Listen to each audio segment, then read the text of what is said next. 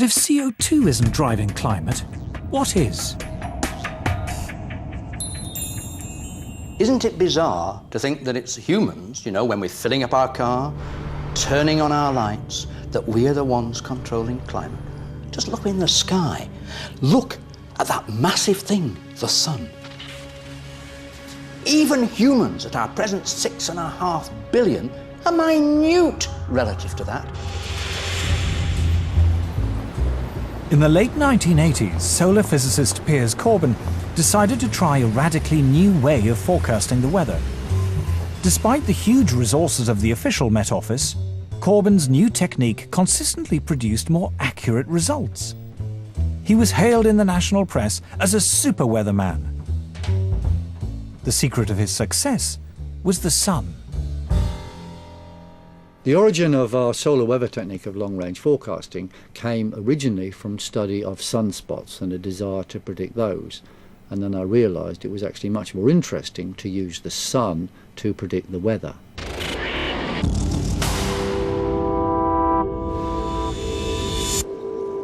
Sunspots, we now know, are intense magnetic fields which appear at times of higher solar activity. But for many hundreds of years, long before this was properly understood, astronomers around the world used to count the number of sunspots in the belief that more spots heralded warmer weather.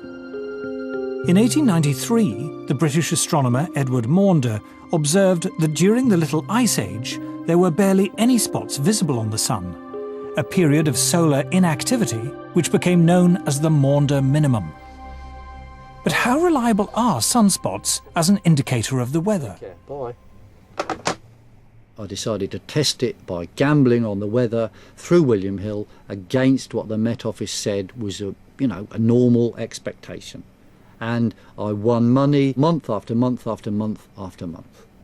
Last winter the Met Office said it could be or would be an exceptionally cold winter. We said, no, that is nonsense, it's going to be very close to normal. And we specifically said when it would be cold, i.e. after Christmas and February. We were right, they were wrong. In 1991, senior scientists at the Danish Meteorological Institute decided to compile a record of sunspots in the 20th century and compare it with the temperature record.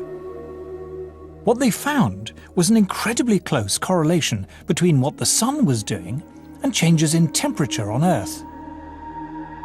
Solar activity, they found, rose sharply to 1940, fell back for 4 decades until the 1970s, and then rose again after that.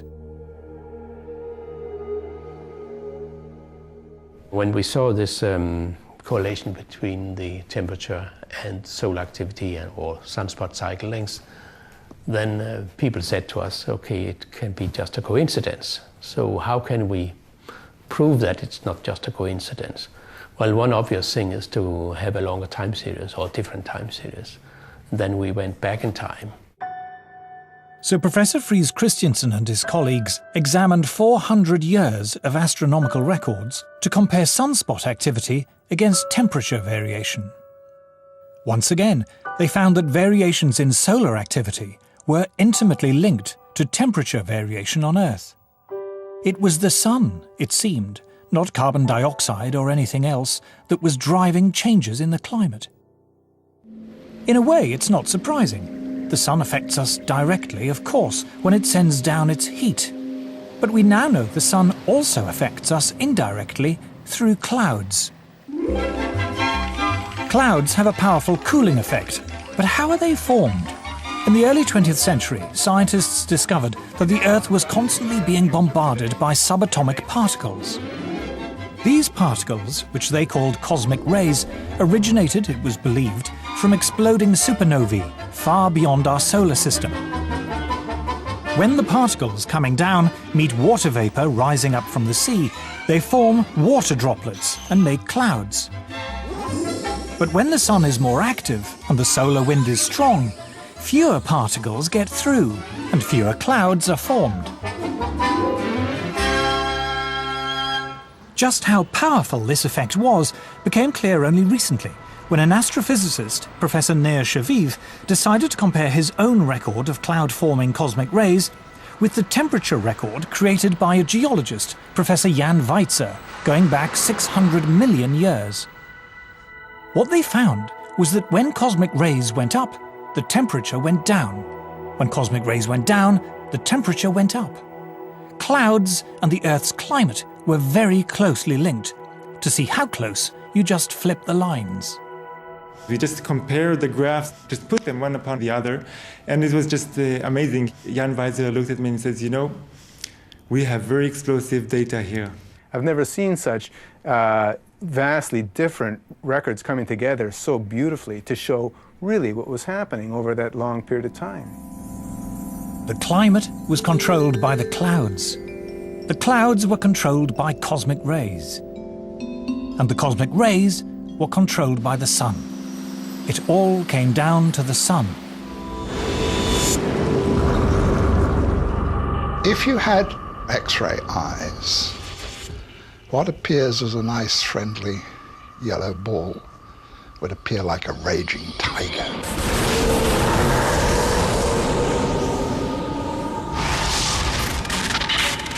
The sun is an incredibly violent beast, and it's throwing out great explosions and puffs of gas, an endless solar wind that's forever rushing past the Earth. We're, in a certain sense, inside the atmosphere of the sun.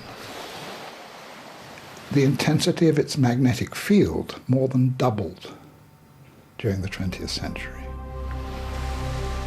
In 2005, astrophysicists from Harvard University published the following graph in the official journal of the American Geophysical Union. The blue line represents temperature change in the Arctic over the past 100 years. And here is the rise in carbon dioxide over the same period. The two are not obviously connected. But now look again at the temperature record, and at this red line, which depicts variations in solar activity over the past century as recorded independently by scientists from NASA and America's National Oceanic and Atmospheric Administration.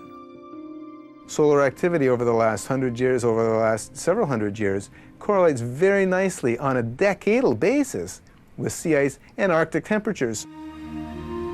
To the Harvard astrophysicists and many other scientists, the conclusion is inescapable.